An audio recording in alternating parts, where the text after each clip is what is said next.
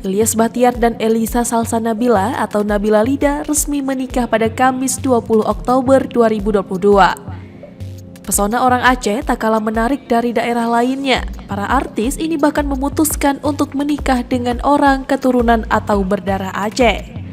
Ternyata ada beberapa deretan artis yang mempersunting keturunan Aceh.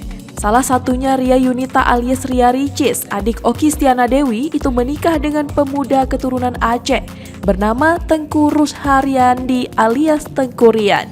Mereka melangsungkan pernikahan pada 12 November 2021. Adapun deretan lainnya masih ada juga seperti pasangan Roger Danuarta dan Cut Mereska, Shireen Sungkar dan Tengku Wisnu, Cindy Fatikasari dan Tengku Firmansyah, Hanung Bramantyo dan Zaskia Adiameka, dan Richard Kevin dan Cut Tari.